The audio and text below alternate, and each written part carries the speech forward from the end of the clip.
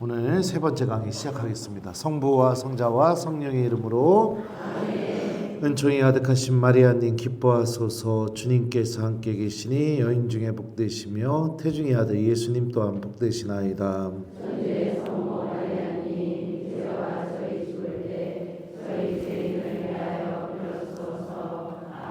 성부와 성자와 성령의 이름으로. 아멘. 안녕하세요. 네, 잘 주무셨어요? 저는 어제 우리 관장 신부님하고 좀 이야기하고 그리고선 본당 갔어요. 본당 가서 본당에서 자고. 왜냐하면 아침에 새벽에 제 동창 신부님이 저 대신에 새벽 미사 해주시니까 저는 또 그 시간에 신부님 미사 중간쯤에 일어나가지고선 신부님 드실 밥 차리고 밥 먹이고 그리고서 이제 그러고 왔습니다. 제 꿈은 사제간에 아주 젊고 예쁜 자매님이 상주하시면서 밥을 차려주는 게 꿈인데 저희 어머니 돌아가시기 전까지는 이 일은 이루어지지 않을 것 같습니다. 큰일 나요. 한 번은 또 자매님들이 한번 사제간에 놀러 왔다가 가셨는데 어떤 자매님이 머리핀을 사제간에 놓고 간 거예요. 저희 어머니가 청소하러 왔다가 여자 머리핀이 내 아들 신부 사제간에서 나왔는데 그거 가지고서 이제 5만 가지 상상을 다 하신 거죠. 왜 머리핀이 내 아들 사제간에서 나왔을까? 왜 여자 머리핀이? 그러더니 그 고민하시다가 자기 전에 딱 나한테 물어보더라고요. 저한테. 신부님 여자 이슈?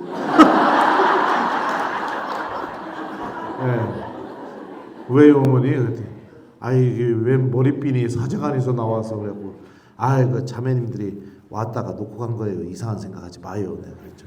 왜냐하면 저희 어머니가 제가 중고등학교 때 그 여자아이들하고 하도 화려하게 지냈기 때문에 전적이 있어가지고 그렇게 생각을 합니다.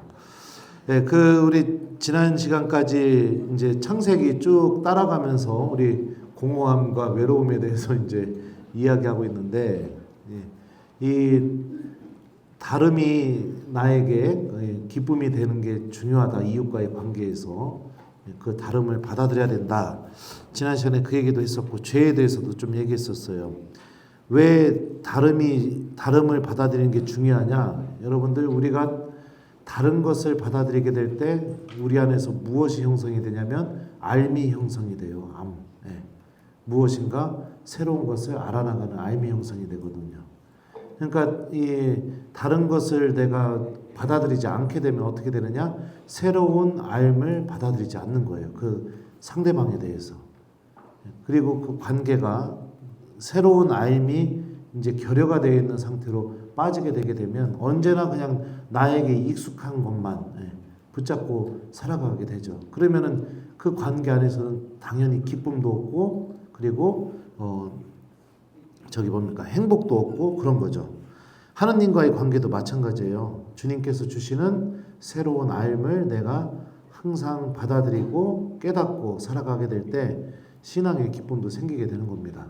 근데 어느 순간부터 신앙생활을 굉장히 오래 하고 하느님과 함께하는 시간은 굉장히 많은데 하느님에 대한 알미 하나도 생기지 않는 순간들이 있어요.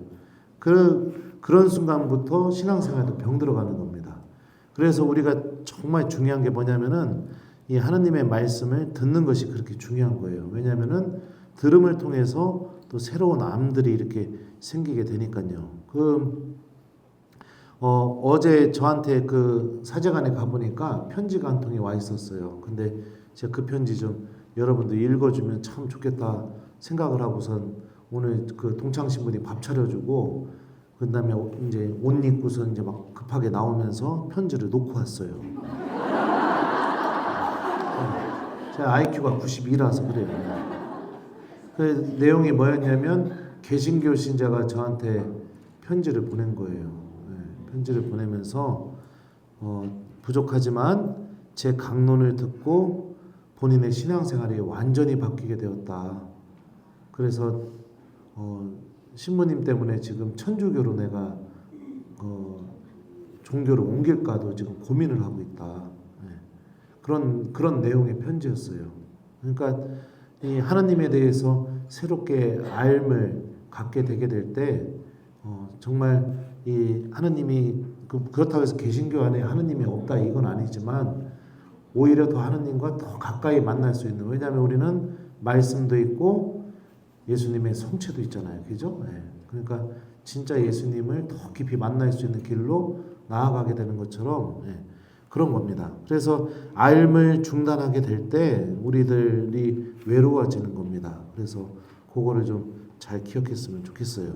그래서 그리고 이제 죄에 대해서도 이제 얘기하는데 이 죄가 갖고 있는 특징에 대해서 지난 시간에 얘기를 했습니다. 숨기고 가려서 본인의 알몸을 하나님한테 보여주기 싫은 마음이 생기게 되는 거, 이게 악이 우리를 지배하는 전형적인 방법입니다. 그래서 이 상태에 빠지게 되게 되면 똑같아요. 하느님과 함께하는 시간은 많이 있어도 진짜 내 모습이 하느님과 공유가 되지 않기 때문에, 그렇기 때문에 아무것도 느껴지는 게 없는 겁니다.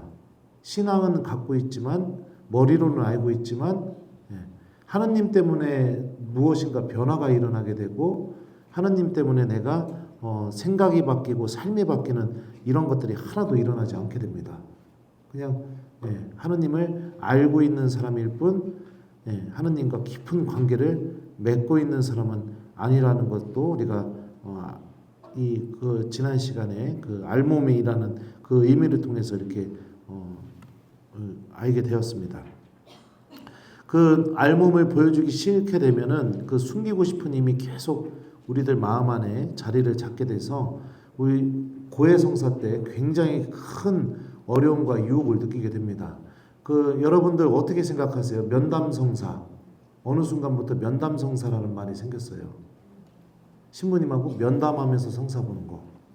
이거에 대해서 어떻게 생각하세요? 네? 저는 이거 굉장히 잘못했다고 생각해요. 고해성사의 성사적인 모습을 굉장히 흐리는 모습입니다. 여러분들 고해성사가 내가 위로받는 성사인가요? 용서받는 성사예요. 여러분들 누군가한테 용서하러 갈 때, 내가 잘못해서 사과하러 갈 때 내가 위로받으려고 그 사람한테 가나요? 그러니까 보통 용서하러 가는 마음이 나 위로받고 싶은 마음을 담아서 가나요? 아니잖아요. 그죠? 그러니까 이게 왜 그러냐면 이 숨기고 싶은 마음에서 나온 행태라고 저는 생각이 들어요. 면담은 면담이고 성사는 성사인 거예요. 면담 성사가 어디 있어요? 왜 자꾸 자기 이야기를 신부님한테 하려고 하세요? 고해성사 때. 고해성사는 신부님한테 내가 위로받는 성사가 아니라 하느님한테 내 죄를 이야기하는 성사예요. 이게 저는 굉장히 잘못됐다고 저는 생각을 합니다. 우리 용서 청할 때 위로받는 마음 전혀 없죠. 죄송한 마음. 어떻게든지 간에 나로 인해서 상대방이 상처받은 그 마음이 빨리 좀 치유되기를 바라는 마음, 염치 없는 마음, 이런 마음이 보통 누군가한테 사과할 때 담고 가는 마음이에요. 그죠? 그러니까 저는 그래요. 그리고서 이제 많은 분들이 저한테 그럽니다. 면담 성사 보고 싶다. 총고해 보고 싶다. 총고해, 여러분들 이것도 저는 굉장히 문제 있는 말이라고 생각합니다. 하느님이 한번 용서하셨으면은 여러분들 용서하다가 그리스 말로 아피엠이라고 하는데 이 단어의 사전적인 의미가 뭐냐면 지나가게 내버려두다, 이런 의미예요. 그냥 떠나보내다. 그 의미가 뭐냐면 이렇게 붙잡고 있는데 이걸 손을 딱 놔버린 거예요. 떠나가게. 하나님이 딱 놔버렸어요. 고해성사로. 그러면 예전에 봤던 고해성사는 다 무효인 겁니까? 예전에 하나님이 해주셨던 용서는 다 의미가 없는 건가요? 총고해를 해야만 내가 막 하나님의 막 진짜 용서를 받고 은사를 받고 은총을 받고 은사를 받는 건가요? 이것도 굉장히 잘못된 생각이에요. 제가 어떤 영화를 이렇게 봤었는데 거기서 아주 의미 있는 부분을 이렇게 봤었습니다. 신부님이 구마를 이렇게 하는 과정이었는데 거기서 그 마귀가 이제 신부님한테 이야기를 하는 거예요. 나는 네가 그동안 어떤 죄를 졌는지 다 알고 있다고. 넌 내가 얘기만 하면은 네가 사죄라는 사실조차도 내 앞에서 부끄러워할 정도로 내가 다 알고 있다고. 그러니까 그 신부님이 딱 그 얘기를 하는 겁니다. 얘기해봐. 얘기해보라고. 그러니까 그 마귀가 가만히 있었어요. 아무 말도 못하고. 얘기해봐. 그러니까 가만히 있더라고요. 그래서 그 신부님이 그러더라고. 너는 말할 수가 없어. 너는 내가 그동안 지었던 죄에 대해서 절대로 말할 수가 없어. 왠지 알아? 나의 주 예수님께서 이미 용서하셨기 때문에 너는 절대로 얘기할 수 없어. 그렇게 얘기하더라고요. 그러니까 하느님이 한번 용서하셨으면은 우리의 기억 속에서는 남아있을지 모르겠지만 성사적으로 이미 그게 다 지나가 버리게 된 거예요. 하느님이 붙잡고 있지 않은데 누가 그걸 붙잡을 수가 있어요. 그죠? 그러니까 이 하느님의 이 용서와 이 은총이 얼마나 큰지를 우리가 생각해 볼 수 있는 거죠. 그러니까 이 우리가 제일 중요한 게 뭐냐면 내가 하느님 앞에서 다시 알몸이 되는 것이 중요한 거예요. 이 많은 것들이 하느님 앞에서 알몸이 되지 못하게 만드는 그런 요소들이 있어요. 막 예쁘게 포장해서. 근데 예수님이 광야에서 유혹을 받을 때 악마가 두 번째로 유혹했던 방법이 뭐냐면 하느님 말씀을 이용해서 유혹을 했어요. 그죠? 성경에 이렇게 쓰여져 있으니까 성전에서 떼어내려 보라고. 그러니까 우리가 이런 것들도 잘 식별할 수 있어야 되는 겁니다. 그러니까 면담성사. 저는 그래요. 그래서 면담이면 면담. 면담은 내가 위로받을 수 있죠. 내가 상처받은 이야기 할 수 있죠. 내가 살아왔던 이야기 할 수 있죠. 왜냐하면 그거는 신부님한테 내 이야기를 하는 거니까. 하지만 고해성사는 신부님한테 내 이야기를 하는 게 아니에요. 하느님한테 내 죄를 고백하는 거예요. 그리고 주님께서 그럼에도 불구하고 나를 용서하신다는 것을 체험하는 성사가 고해성사인 거예요. 그러면은 하느님이 나를 용서하셨다는 체험이 내 안에서 일어나게 되면은 죄로 인해서 받았던 상처, 아픔 이런 게 자연스럽게 덤으로 내가 치유받고 거기서 내가 위로를 받게 되는 것이지 내가 막 위로를 받기 위해서 내가 살아왔던 이야기들을 막 사제한테 이야기하고 떠들고 이거는 고해성사 때는 저는 절대 아니라고 생각합니다. 그리고 하느님이 한번 용서하셨으면 그 누구도 붙잡고 있지 않는다는 걸 믿었으면 좋겠습니다. 이게 여러분들 이런 것들이 저는 좀 잘못된 모습이라고 생각이 들어요. 그러면 또 수많은 성인 성녀들이 신부님 그 총고해 본 거에 대해서 어떻게 생각합니까? 그거는 또 뭐 그분들이 또 특별한 지향을 갖고 했기 때문에 제가 그것까지는 부정할 수는 없지만 성사적으로 봤을 때 그리고 이 성경이 가르치는 그런 메시지를 봤을 때 저는 그런 것들은 좀 우리가 좀 식별해서 할 수 있어야 된다. 그렇게 생각이 듭니다. 그러니까 고해성사를 제가 이제 대전교구 사순 특강을 다음 주에 이번 주에 찍게 되는데 두 번째 특강 주제가 이제 고해성사에 대한 내용인데 그건 또 자세하게 유튜브에서 여러분들이 또 나중에 보시면 될 것 같습니다. 하여튼 그래요. 그래서 꾸미려고 하지 마세요. 하나님 앞에서 새로운 옷을 입으려고도 하지 마시고 그런 마음이 있으니까 자꾸 모호하게 고백하고 자꾸 위로받으려고 하고 위로받으려고 들어갔는데 신부님이 조금 언짢은 얘기를 했어요. 그럼 뭐라고 해요? 상처받았다고 얘기해요. 상처받았다고. 그러니까 그런 목적 자체가 뭐냐면 하나님한테 용서 청하고 싶은 마음이 전혀 없는 거예요. 그냥.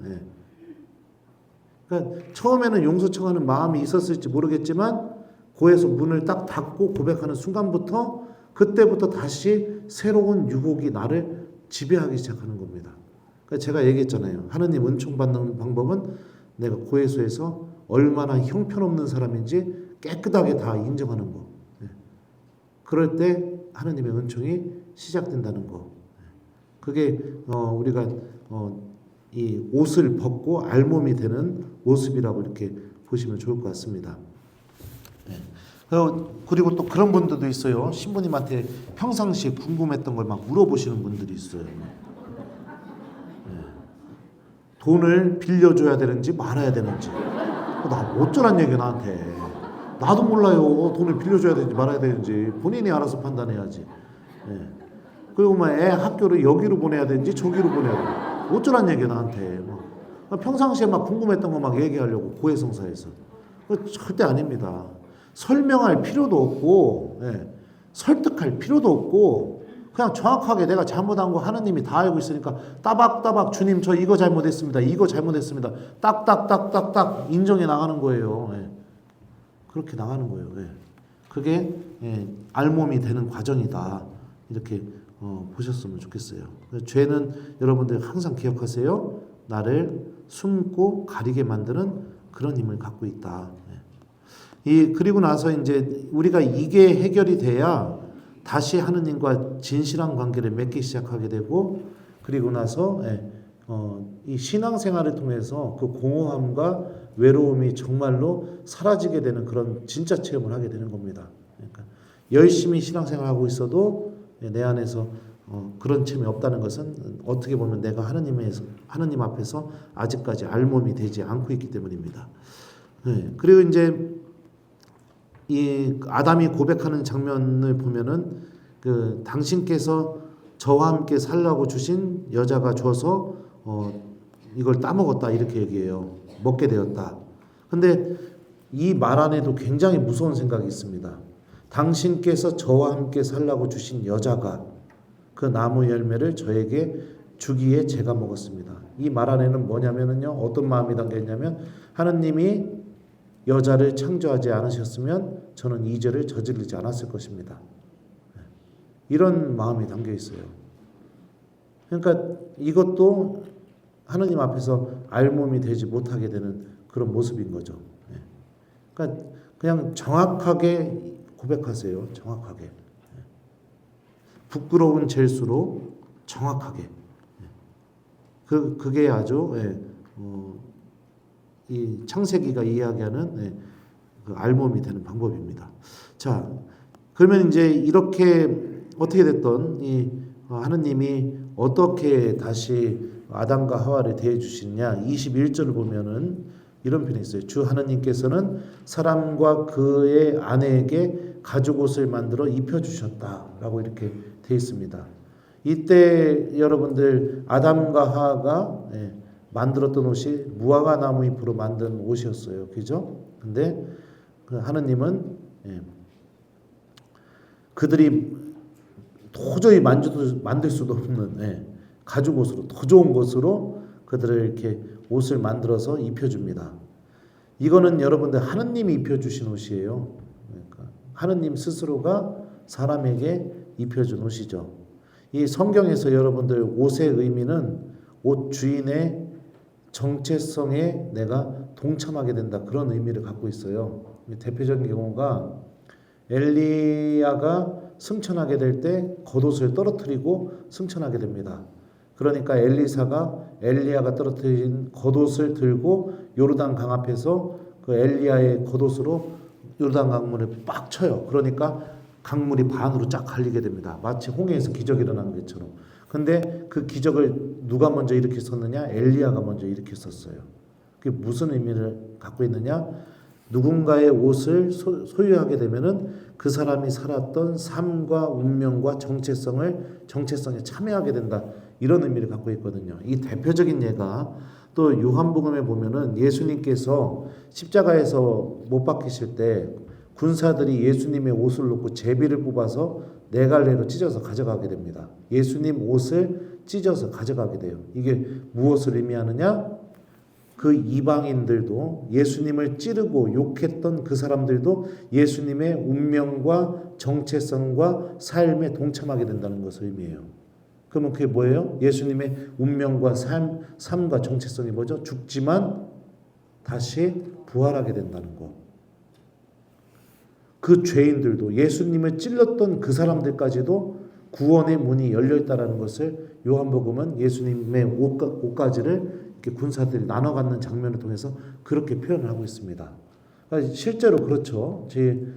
누군가가 예를 들어서 제가 이것도 평화방송에서도 제가 얘기했던 내용이기도 한데 서품 받기 전에 막 제의가 막 왔었어요. 집으로. 제가 부재 때 이제 신부님 돼서 입을 제이 막 이런 클러지 셔츠 이런 게 와가지고 어머니가 막 상기 돼가지고선 빨리 집으로 오라고 아버지한테도 술 마시지 말고 오늘 당장 들어오라고 막 온 집안이 가족들이 다 그 어머니 때문에 집합이 됐어요. 그래갖고 왜 그러냐고 갔더니 그 소포를 까보니까 막 거기에 제인이 뭐니 다 있으니까 어머니가 막 이거 왔다고 막 그러면서 얼마나 기뻐하셨나 몰라요. 그래갖고 저보고 빨리 입어보라고 그래서 제가 입을래다가 가만 생각해보니까 이걸 아버지부터 먼저 한번 입혀드리고 싶다 이 생각이 들어서 아버지 좀 들어와봐요. 그랬더니 왜? 그래갖고 들어와봐요.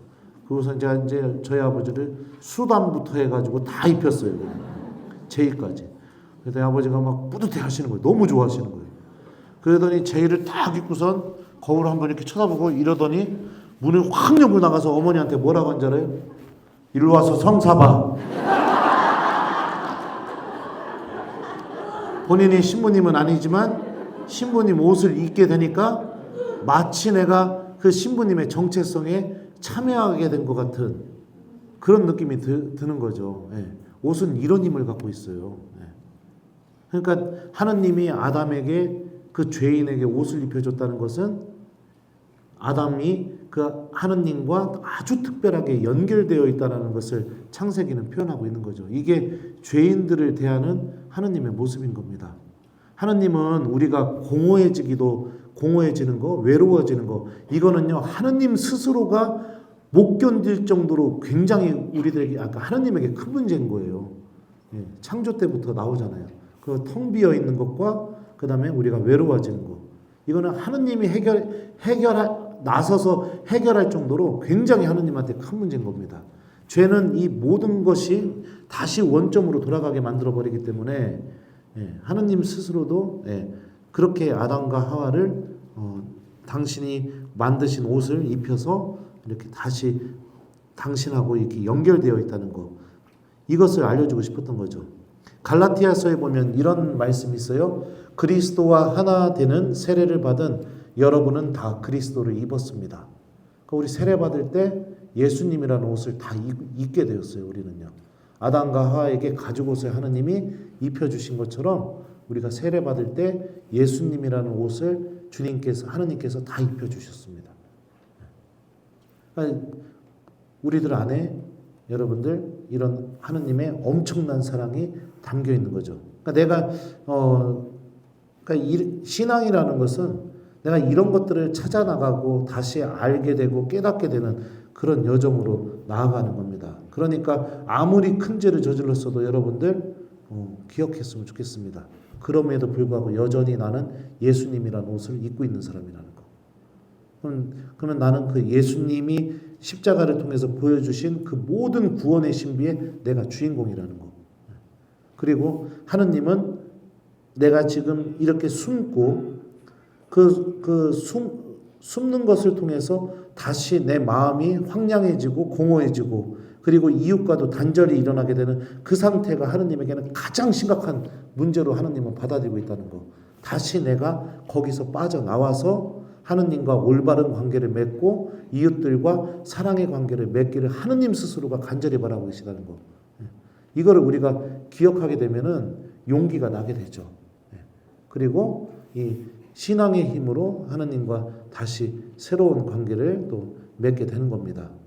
그러니까 여러분들 고해성사 보기 전에 용기를 내셨으면 좋겠어요. 자꾸만 악이 내 마음을 뒤흔드는 것을 쫓아가지 않았으면 좋겠습니다. 여러분들은요, 여러분들이 생각하는 것 이상으로 하느님한테 굉장히 의미 있고 굉장히 소중한 존재인 겁니다. 여러분들 자녀들 하나하나가 소중하잖아요. 똑같아요. 하느님이 빚어서 만든 존재이기 때문에 가장 소중합니다. 하느님한테. 그러니까 예수님까지 희생시켰죠. 가장 소중하니까. 제 그 조카 얘기 좀 다시 하면은 걔가 그 산부인과에서 나와가지고 이렇게 애 안고 나왔다고 했잖아요. 그 애를 보자마자 제가 나는 얘를 위해서 뭐라도 다 할 수 있겠다. 그 마음이 딱 들었는데 곧바로 간호사가 그 얘기를 했어요. 그 핏덩어리를 데리고 나와가지고 다리가 이렇게 완전히 발바닥이 이렇게 접혀가지고 나왔거든요, 애가. 그걸 보여주면서 장애일 수도 있으니까 빨리 큰 병원을 가라고. 그러니까 애가 태어나서 그 애를 보면서 막 기쁨이 생기자마자 곧바로 장애일지도 모르니까 빨리 큰 병원으로 가라고. 그래가지고서 이제 차를 운전하고 동생하고 이제 그 간호사가 애 안고 이러고서 셋이 가는데 동생하고 저하고 운전하고 가면서 막 얼마나 울었나 몰라요. 막 차 안에서 막. 이 핏덩어리가 평생 절름발이로 살 생각을 하니까 차라리 가능하면 내 다리라도 잘라서 주고 싶다 막 이런 마음이 드는 거예요. 근데 나는 애 아버지도 아닌데 왜 이런 생각이 드냐고.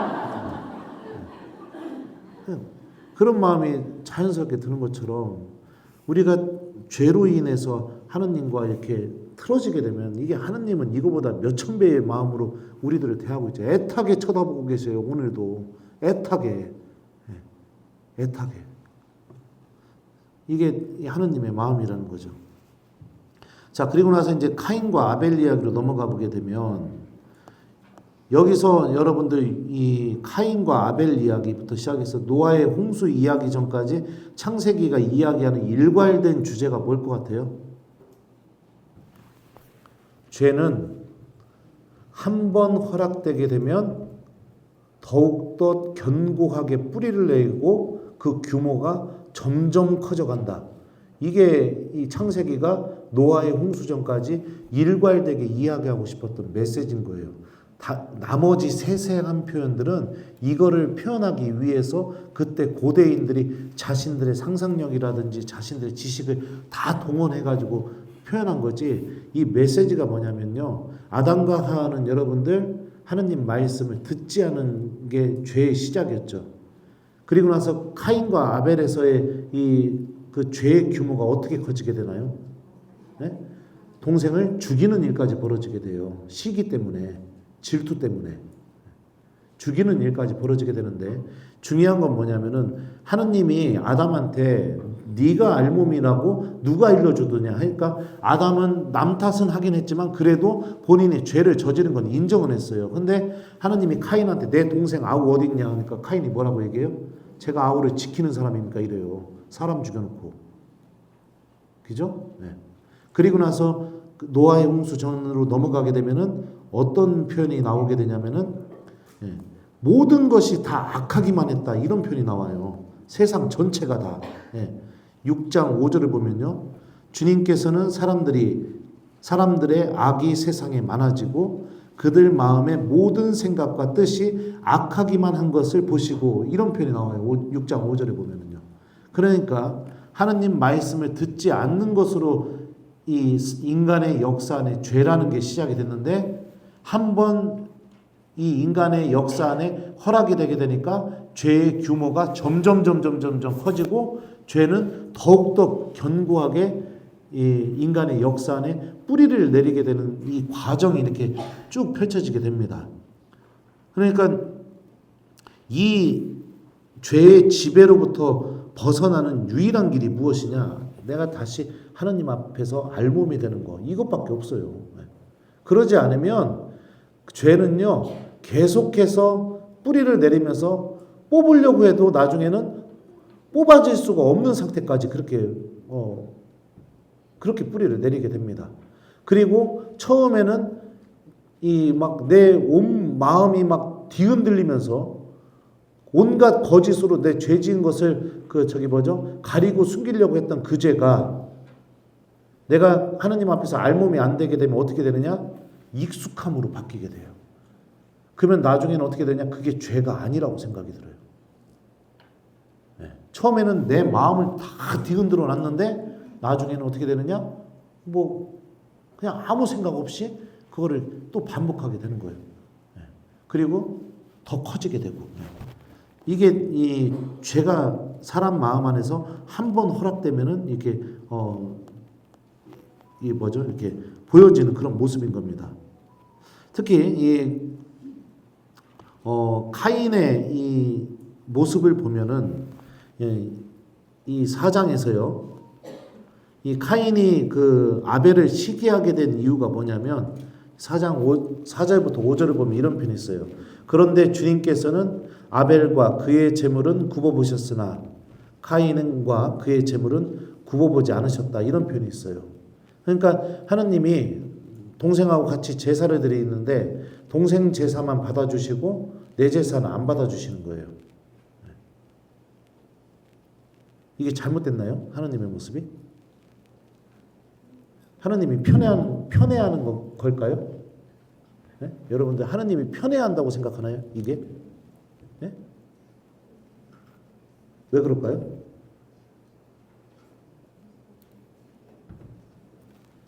아벨은 하느님이 굽어보게 제사를 드린 거예요. 카인은 하느님이 굽어보지 않게 제사를 드린 거예요. 그 차이인 거예요. 네. 예를 들어서 저도 막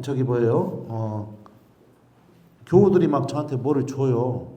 주는데 제 눈에 들어오는 것이 있어요. 그 교우들이 준 것 중에서. 예를 들면은 어제 여러분들한테 읽어줬던 우리 주일학교 2학년짜리가 마트 가서 신부님 생각나서 과자 사왔다는 그 과자 하나랑 그 편지 하나. 그게 저한테는 엄청나게 값지게 저한테는 들어와요. 저한테는. 이게 잘못된 건가요? 이게 편애하는 건가요?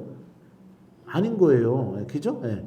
그 아이는 그걸 통해서 제가 정말로 기뻐하게 해줬으니까.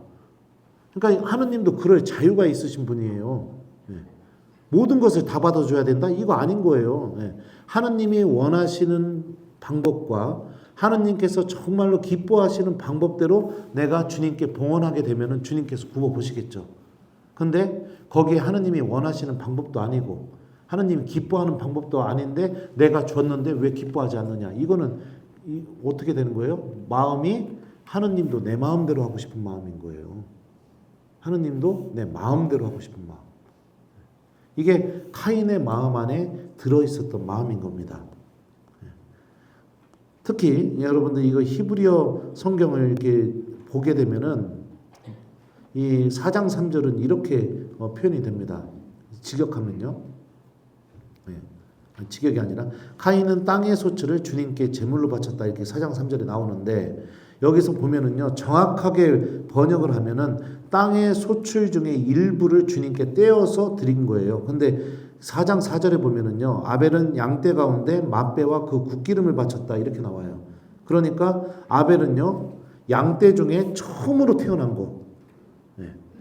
거기다가 덤으로 굿기름까지 얹어서 바쳤어요. 이 여러분들 이스라엘의 제사 예절에서 굿기름을 얹는 이유가 뭐냐면요. 이 제물이 향기로운 제물이 되게 하려는 마음의 표현인 거예요. 그러니까 예전에는 지금은 이제 신부님들이 미사예물을 직접 관리하진 않는데 대전교구 같은 경우는요. 제가 새 신부 때만 해도 여러분들이 미사예물을 이제 사무실에 내면 사무실에서 봉투째 저한테 이렇게 다 줬어요. 그러면은 그 봉투를 열어보면서 이제 그 미사예물을 정리를 하거든요. 정리를 하는데 어떤 교우 같은 경우는 미사를 드릴 때 똑같은 그 금액이라 하더라도요. 새 돈으로 거기다가 하얀색 종이로 싸서 향수까지 뿌려가지고 그리고 또 편지까지 넣어서 신부님 제가 이렇게 미사 드린 이 사람이 지금 상황이 이렇습니다. 이 사람 신부님이 이렇게 미사 봉헌해 주시면 하나님 은총 받아서 낫기를 바라는 마음입니다. 뭐 이런 식으로 편지까지 넣어가지고 그래가지고 미사예물을 이렇게 하시는 분도 있고 어떤 분은 그냥 막 접어져가지고 막 구겨진 걸로 막 그렇게 넣으신 분도 있고 어떤 분은 그냥 지약만 쓰고 빈 봉투 내신 분도 있고 이런 분들도 있어요.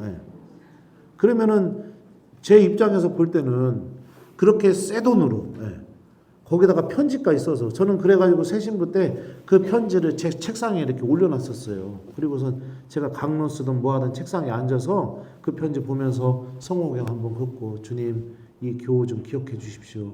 이러고서 이제 또 강론 쓰고 그랬었거든요. 예전에는 그랬는데 지금은 이제 미사예물 관리가 다 전산화가 돼가지고 이제 신부님한테 직접 이렇게 오지가 않습니다. 하여튼 그런 거죠. 그러면은 당연히 하나님이 굽어볼 수밖에 없죠. 여러분들 굽어보다라는 이 말의 원뜻은 뭐냐면 뚫어져라 쳐다보다 이 뜻이에요. 뚫어져라 쳐다보다. 마치 여러분들이 어제 저를 처음 봤을 때 그 눈빛. 그렇게 바라보는 거. 막 제가 막 걸어가도 막 고개가 막 이렇게 다 하더라고. 수십 명이 막 해. 누구랑 얘기하면 막 또 이러고 막 쳐다보고. 이게 굽어보는 거예요. 왜 그러느냐? 너무 좋으니까. 너무 마음에 드니까. 이게 아벨의 재물 안에 담겨 있었던 아벨의 마음인 거예요. 하느님을 소중하게 여길 줄 아는 마음. 근데 이 마음을 갖고 있었더니 카인은 그게 싫은 거예요. 그게 싫은 거예요. 카인은 어떻게 했느냐? 그냥 자기가 거둬들인 수확 중에 그냥 일부 떼어서 준 거예요. 일부를 떼어서 준 거예요. 근데 맛배를 하느님한테 봉헌했다는 건 뭐냐면은 이스라엘 문화 안에서 여러분들 맛배라는 것은요, 내가 소유한 모든 것을 주님께서 주신 것입니다라고 인정하는 거예요. 그래서 여러분들 예수님 우리 2월 2일 날 주님 봉헌 주기를 했었잖아요. 그때 그 복음 말씀에 그랬잖아요. 태를 열고 나온 모든 산의 아이는 주님의 것이다. 이게 뭔 뜻이냐면은 이 생명이 하느님께서 주신 것을 내 스스로 인정하는 행위가 첫 맏아들을 주님께 성전에 봉헌하는 그런 의미인 거예요. 그러니까 자녀가 내 소유가 아니라는 것을 하느님한테 인정하는 거거든요. 하느님이 주신 것이다. 그러니까 아벨은 이런 정성이 담겨 있었던 거예요. 그러니까 이 무엇을 바쳤느냐 이게 중요한 게 아니라 재물에 담겨 있는 마음이 달랐다는 거죠. 근데 그걸 가지고 하느님이 그래도 내가 줬는데 왜 안 받으려줘? 이러니까 하느님을 내 마음대로 하고 싶은데 그게 안 되니까 어떡합니까? 그 미움이 이제 동생을 향하게 되고 그래서 동생을 죽이게 됩니다. 특히 카인이 여러분들 들로 나가자 해서 들에서 죽여요. 동생을. 그죠? 들에서. 근데 이 이스라엘 사회에서요, 당시 사회에서요, 여러분들 들에서 살인행위가 벌어졌다는 것은 계획범죄를 의미합니다. 계획범죄. 왜냐하면 마을에서 살인이 벌어지게 되면 이거는 우발적인 범죄예요. 마을에서 살인이 벌어지게 되면 살인 과정에서 소리를 지르면 누군가가 와서 도와줄 수가 있었거든요. 근데 일부러 들에 나가자고 해서 들에서 누군가를 죽이게 되는 것은 무엇이냐? 아무도 도와줄 수 없는 곳으로 데리고 나가서 의도적으로 죽인 계획범죄인 겁니다. 그러니까 카인의 이 범죄가 얼마나 그 죄의 규모가 큰지를 알 수 있죠. 하느님을 내 마음대로 하고 싶고, 그리고 그 동생을 죽인 게 아주 계획적이고 치밀하게 준비해서 동생을 이렇게 죽인 그런 범죄인 거죠. 그러니까 우리 마음 안에 그래요. 소유하려는 마음, 인색한 마음, 그런 마음을 갖고 있으면 그 마음 안에서부터 다시 하느님과 내가 틀어지게 되는 그런 일들이 벌어지게 되는 겁니다. 그리고 그 인색한 마음, 소유하고 싶은 마음, 집착하는 마음, 이 마음이 하느님과 틀어지게 만들고 그 다음에 벌어지는 일이 뭐냐? 이웃과도 틀어지게 되는 그런 일들이 벌어지게 되는 거죠. 이것도 죄가 갖고 있는 모습과 똑같은 힘을 우리 안에 벌어들이게 되죠. 그러면 어떻게 돼요? 계속해서 소유해야 되고, 그죠? 더더욱 인색해져야 되고, 그러니까 아무도 나를 사랑할 수 없게 만들어 버리는 겁니다. 그러니까 여러분들 너무 집착하는 마음, 사람에 대한 집착이든 물건에 대한 집착이든 너무 집착하는 마음이 강해진다는 것은 여러분들 잘 인식했으면 좋겠습니다. 하느님 잃어버리고 있는 겁니다. 그리고 아무도 나를 사랑하지 못하게 만들고 있는 거예요. 사랑하게 되면 어떻게 될까요? 여러분들 연애할 때 그랬어요? 만나자마자 예를 들어서 나 이거 주라, 나 이거 주라, 나 이거 사주라. 막 사랑하는 사람 만나면 막 계속 그러나요? 막 나 이거 주라, 나 주라, 막 이것도 주라, 이것도 주라, 이것도 주라. 나 이거 사줘, 나 줘. 오빠 통장에 돈 얼마 있어? 500만 원 나 주라, 막 이래요, 막. 이게 막 사랑하게 될 때 벌어지는 일인가요? 보통은요, 여러분들 정상적인 사랑은요, 사랑하게 되면 내가 주고 싶어져요. 이게 누가 시키지 않았는데 그냥 막 내가 주고 싶어지게 돼요. 이게 보통 사랑의 모습이거든요. 저는 이게 또 제 자랑하는 걸 수도 있지만 한장님, 저는 막 이렇게 이제 강의 다니고 막 이러잖아요. 그러면 이제 강사료가 생겨요. 근데 한 번은 강사료가 생기게 되면 그 돈을 딱 보게 되면은 제일 먼저 드는 생각이 어씨 돈 생겼네. 이 돈 어디다 쓰지?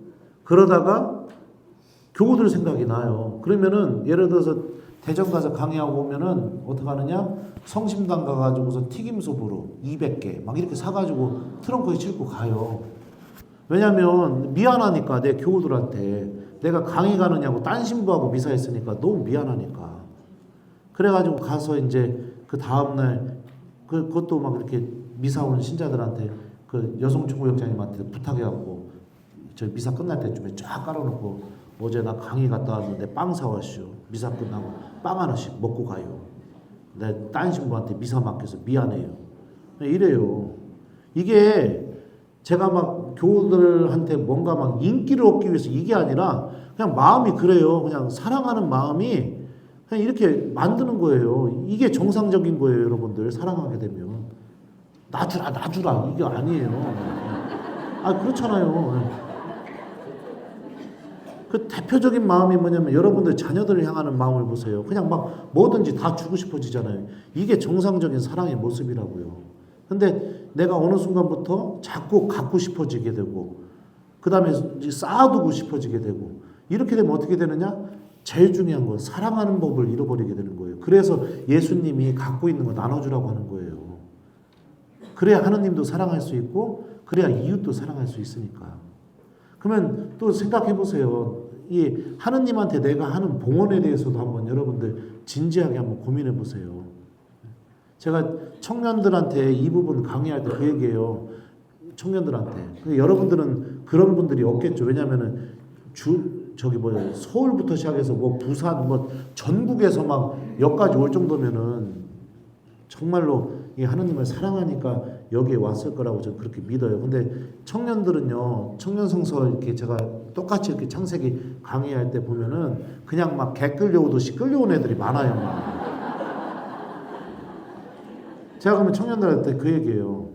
너희들 거지한테 돈 주는 마음하고 주일 미사 때 하느님한테 봉헌하는 마음하고 뭐가 다르냐고 제가 그렇게 물어봐요. 그 인색함이 똑같지 않느냐고. 하느님 1,000원짜리 필요 없다. 10,000원짜리도 필요 없다. 50,000원짜리도 필요 없다. 니들 마음이 중요하다. 마음이. 내가 도대체 하느님한테 무슨 적선하느냐. 막 주머니에 손 딱 넣는데 1,000원하고 50,000원 들어있는데 딱 착각하고서 50,000원이 5,000원인 줄 알고 딱 꺼내가지고 들고 가다가 딱 보니까 50,000원. 아이씨 딱 앞에서 막 이렇게 1,000원짜리 꺼내가지고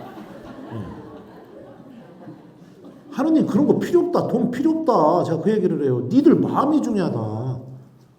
한 주일 동안 내가 하느님의 은총으로 살아왔으니 100원을 넣던 200원을 넣던 10,000원을 넣던 50,000원을 넣던 주님 한 주 동안 저에게 은총 베풀어 주셔서 감사합니다. 이런 마음을 담아서 하느님한테 봉헌을 해야 주님이 그걸 굽어 보시고 내 기도도 굽어 보시고 내가 막 하느님께 부르짖는 그 소리도 굽어 보시면서 하느님이 은총을 베풀어 줄 거 아니냐. 아무것도 하지 않고 아무것도 내어주지 않고 사람이 준다는 게 뭐예요? 단순히 뭐 그냥 물건 하나 주는 겁니까? 여러분들 누군가한테 이거 줘요. 이거 줄 때 그냥 이것만 주는 게 의미가 있나요? 아니잖아요. 이걸 줄 때는 뭐를 주는 거예요? 마음을 주는 거예요. 이 안에 마음이 담겨 있는 거예요.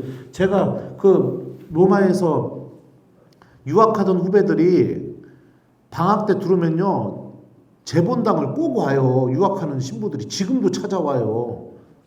왜냐면은 저는 그 후배들 오면은 제가 그 로마에서 8년 동안 지냈던 그 삶을 알기 때문에 그냥 마음이 너무 아파요. 막 그거 보면은. 그러니까 또 이것도 제 자랑이네.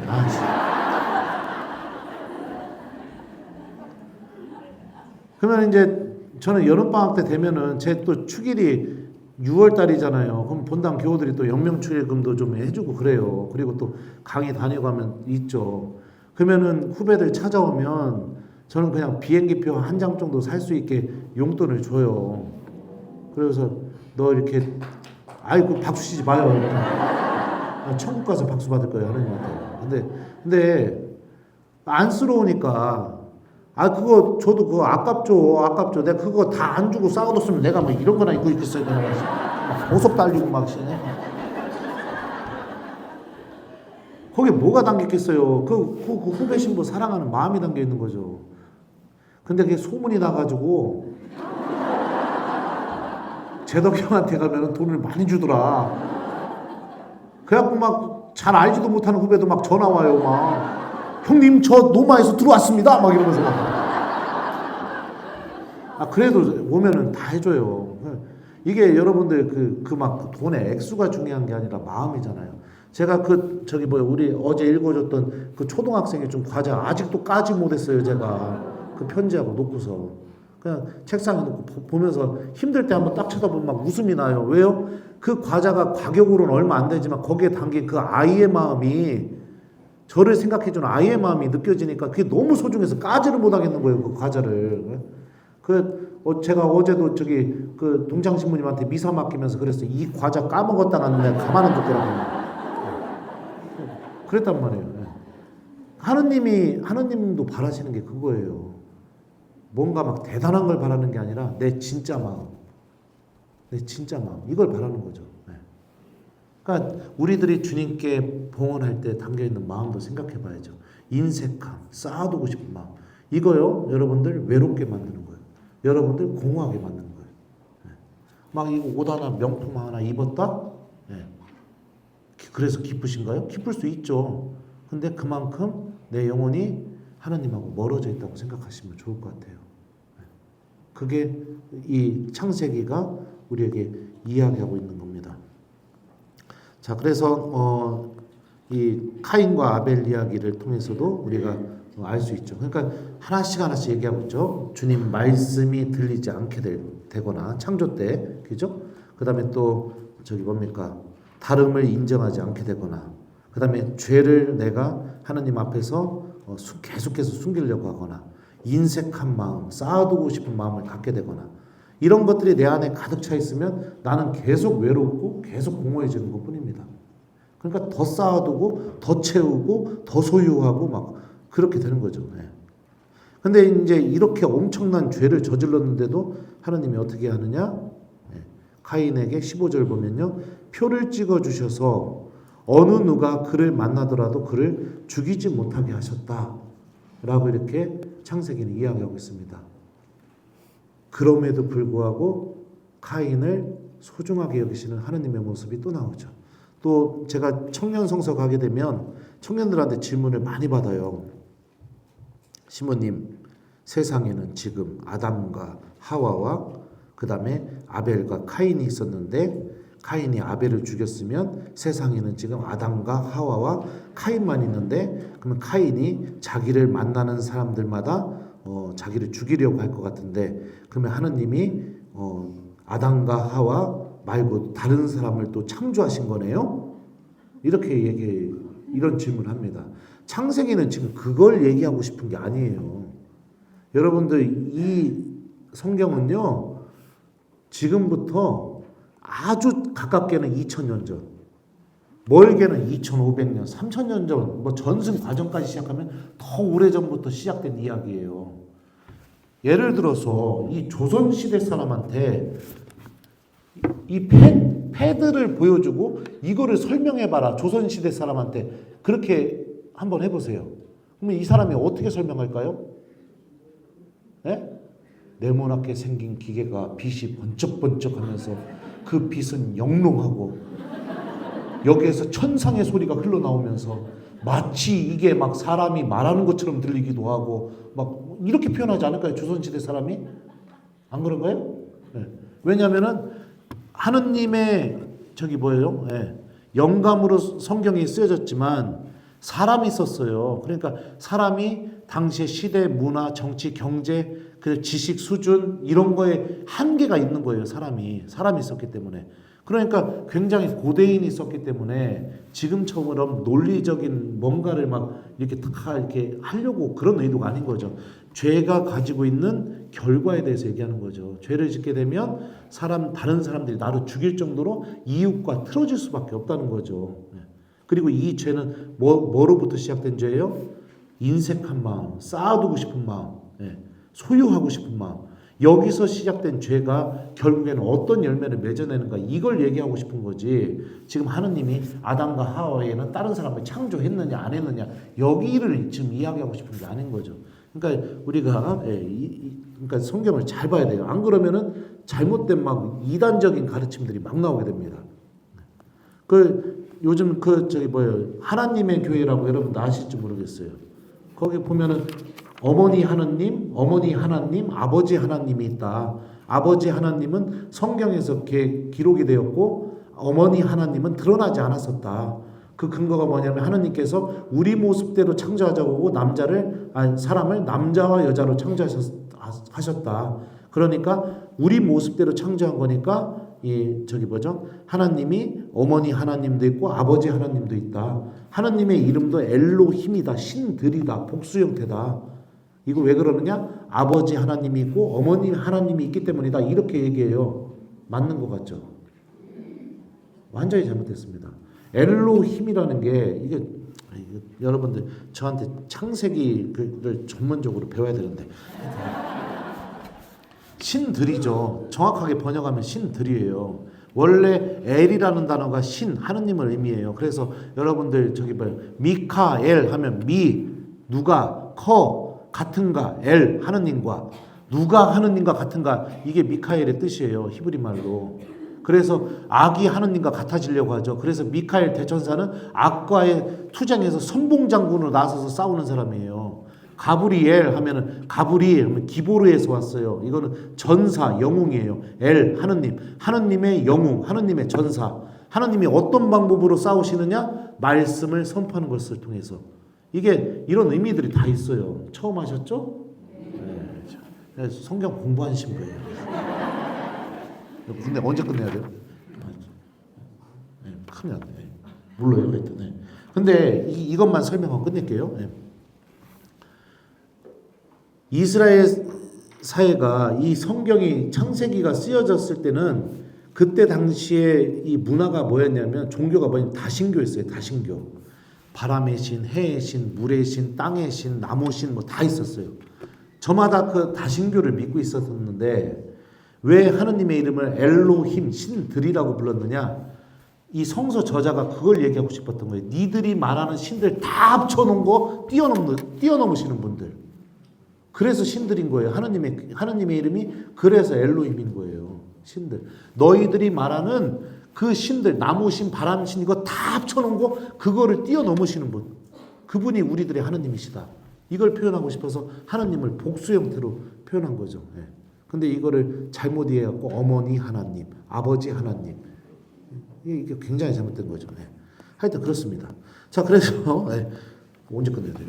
어제는 50분인 줄 알고 더 했고 오늘은 죄송해요 제가 아직 10분 남았습니다. 참, 다행입니다. 그죠? 시계가 없는 거죠. 기다려봐요. 할 얘기 더 있어요. 자, 그래서 노아 이야기 전까지 이제 쭉 계속해서 이 한 번 시작된 죄가 계속해서 규모가 커지고 견고하게 뿌리를 내리는 그런 일이 벌어지게 됩니다. 특히 6장 5절을 보면은 그들 마음의 모든 생각과 뜻이 언제나 악하기만 한 것을 보시고 라고 이렇게 표현이 되어 있어요. 근데 이 표현을 직역하면 어떻게 직역이 되냐? 그들 마음의 모든 생각의 경향들이 오로지 악하기만 한 것을 보시고 이렇게 돼요. 그러니까 생각의 방향들이 다 악을 향해 있다. 그러니까 이 악이 우리 안에서 내리게 되는 최종적인 모습이 무엇이냐? 나의 모든 생각의 방향이 악을 향해 있는 거예요. 하느님을 향해 있지 않는 거예요. 이게 악이 우리 안에서 내리게 되는 최종적인 모습인 거예요. 왜 그러느냐? 생각의 방향 자체가 오로지 악을 향하게 있으면 사람의 삶 전체가 오로지 악을 향해 있게 되기 때문이죠. 사람은 어떻게 생각하느냐에 따라서 삶의 방향이 바뀌게 되는 거거든요. 그러니까 악이 우리 안에서 이루고자 하는 최종적인 목적이 무엇이냐? 내 생각을 완전히 장악하고 싶어 하는 거예요. 생각 자체를. 생각이 악에 완전히 지배를 당하게 되면은 그 다음부터 어떤 이야기를 해도 어떤 기적을 보여줘도 절대로 돌아오지 않습니다. 그러니까 악은 죄를 통해서 내 생각이 계속해서 학습하게 만드는 겁니다. 학습하게 만들어서 생각의 방향 자체가 그냥 오로지 악을 향하게, 죄를 통해서 얻어지는 그 알미 이제 아주 매혹적이고 기뻐지게 그렇게 만드는 거죠. 이게 이런 상태에 빠지게 되면 이제는 사람은 완전히 죽음의 상태에 놓이게 되는 거죠. 이렇게 이야기가 진행이 됩니다. 여기서 이제 반전을 겪게 된 게 무엇이냐? 바로 노아의 등장입니다. 이 노아는 6장 9절을 보면 이렇게 표현해요. 노아는 당대에 의롭고 흠없는 사람이었다. 노아는 하느님과 함께 살아갔다. 이렇게 돼 있는데요. 여러분들 그 의롭고 흠이 없다. 흠이 없다라는 것은요. 죄가 하나도 없다는 것을 의미해요. 이 사전적인 의미가 완벽한, 완전한 이런 의미를 갖고 있죠. 그리고 의롭다는 게 도대체 어떤 표현이냐? 그러니까 올바른 모습을 갖고 있다. 이 의롭다라는 표현이 옳을 의자잖아요. 그죠? 뭐가 그러면 올바른 모습이냐? 그게 무엇이냐? 바로 하느님과 함께 살아갔다. 그러면 하느님과 함께 살아갔다 이 표현을 또 직역하면 어떻게 번역이 되느냐? 하느님과 함께 걸어가고 있다. 이렇게 표현이 돼요. 여러분들 우리가 누군가와 길을 걸어간다고 생각해 보십시오. 저와 함께 산책한다고 생각해 보세요. 자, 그러면은 김재덕 신부님과 함께 산책을 합니다. 1번 산책 시작부터 끝날 때까지 아무 말도 안 하고 그냥 오로지 앞만 보고 신부님과 함께 걸어간다. 2번 신부님과 이 얘기도 하고 신부님 얘기도 듣고 내 얘기도 한다. 몇 번이에요? 2번. 이게 하느님과 함께 살아가는 모습인 거예요. 이게 하느님과 함께 살아가는 모습인 거죠. 그게 의롭고 흠없는 모습인 거예요. 그러면 하나님과 함께 대화하고 이야기하고 함께 살아가는 모습. 그 모습이 무엇이냐? 중간중간에 노아의 홍수 이야기를 계속 읽어보면은 이 표현이 나와요. 하느님과 함께 걸어가는 노아의 모습이 무엇이냐? 주님께서 말씀하신 것 그대로 다 실천합니다. 노아는 주님께서 명령하신 대로 행하였다. 노아는 주님께서 말씀하신 대로 했다. 이런 표현이 중간중간에 탁탁탁탁 이렇게 나오게 됩니다. 이게 여러분들 하느님과 올바른 관계를 맺기 시작하게 되는 거고, 이게 우리들의 삶이 다시 하느님 안으로 들어가게 되는 그 길의 출발점이라는 거죠. 그래서 지금 이제 노아의 홍수 이야기까지 이렇게 쭉 보게 되었습니다. 자, 그리고 이제 또 봐야 될 게 지금 아직 미안해요. 1분 오버됐는데 또 2분 오버됐어요. 그러면은 2분 오버됐는데 잠깐 쉬셨다가 이어서 또 이렇게 하도록 하겠습니다. 이번 좀 쉬시면서 여러분들 한번 저것도 한번 생각해 보세요.